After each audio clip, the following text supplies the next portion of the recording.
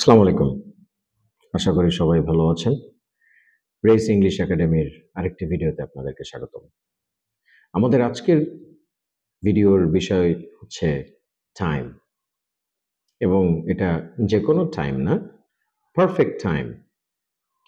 So perfect time আমি আরেকটু ভেঙে বলি। অনেকে হয়তোবা আপনারা ভাবছেন যে কোন সময়টাকে পারফেক্ট টাইম বলে।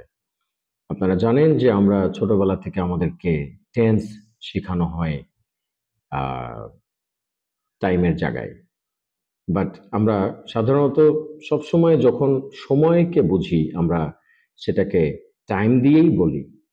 কিন্তু যখনই গ্রামারের বিষয়টা আসে তখন এটাকে টেন্স বলে এবং এই টেন্স বলার কারণে যেটা হয়ে থাকে সেটা হচ্ছে যে অনেক কনফিউশন ক্রিয়েট করে। এটা আমার নিজের অভিজ্ঞতা থেকে বলছি। আমার স্টুডেন্টদের মাঝে থেকে যেটা আমি দেখতে পাচ্ছি সেটা আপনাদের সাথে আমি শেয়ার করছি। আমরা যদি টাইমটাকে শুধুমাত্র টাইম দিয়ে শিখতাম, আমার ধারণা যে সেখানে 50% জটিলতা কমে যেত। আনফরচুনেটলি সেখানে আমরা টেন্স দিয়ে শিখেছি। সো যখনই আমরা টেন্স দিয়ে টাইম শিখেছি, আমাদের ব্রেনের ভিতরে সাথে আমাদের ব্রেইনটা কেন যেন এটাকে টেন্স এবং টাইম ২ টা আলাদা করে ফেলে। কারণ ওই যে ২ টা আলাদা নাম দিয়েছি আমরা। সো আমার যেটা প্রবলেম হচ্ছে শেখাতে গিয়ে এবং আমার স্টুডেন্টদের যেটা প্রবলেম হচ্ছে শিখতে গিয়ে, সেটা হচ্ছে যে যখন তাদেরকে আমি টাইম পড়াচ্ছি, সো আমি তাদেরকে প্রেজেন্ট পারফেক্ট যখন পড়াতে যাচ্ছি, আমি যখন তাদেরকে বলতেছি যে আই হ্যাভ, এই যে ডান, এই ডান এটা হচ্ছে ডু এর পাস্ট পার্টিসিপল ফর্ম, তারা কনফিউজড হয়ে যাচ্ছে। খেয়াল করে দেখেন আপনাদের সাথেও এটা কখনো হয়েছে কিনা যে স্যার আপনি বলতেছেন প্রেজেন্ট পারফেক্ট, কিন্তু প্রেজেন্ট পারফেক্টে গিয়ে আমি যে কাজ সেই কাজের পাস্ট পার্টিসিপল ফর্ম বসাচ্ছি কেন? সো আমার কাছে প্রশ্নটা খুব মজার লেগেছে।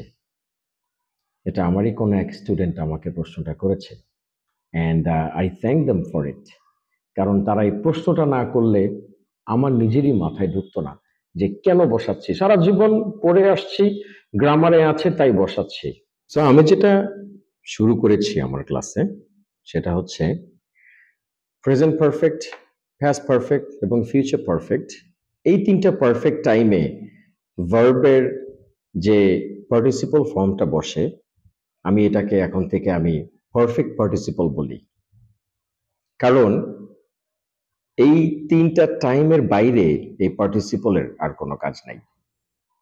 So present, past and future পারফেক্টে শুধুমাত্র এই পার্টিসিপলগুলো লাগে এবং সেজন্যই এখন থেকে আমি এটাকে পারফেক্ট পার্টিসিপল বলি। আমি সেভাবে আমার স্টুডেন্টদেরকে শেখাচ্ছি এবং তাদের এটা মনে রাখতে সহজ হচ্ছে।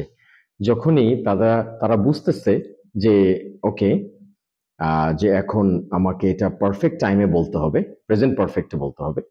তারা হ্যাভ এর সাথে পার্টিসিপল ফর্মটা বসায় দিচ্ছে। যখন তারা বুঝতেছে ওকে ঠিক আছে this is going to be a future perfect, তারা উইল হ্যাভ এর সাথে তারা পার্টিসিপল বসায় দিচ্ছে।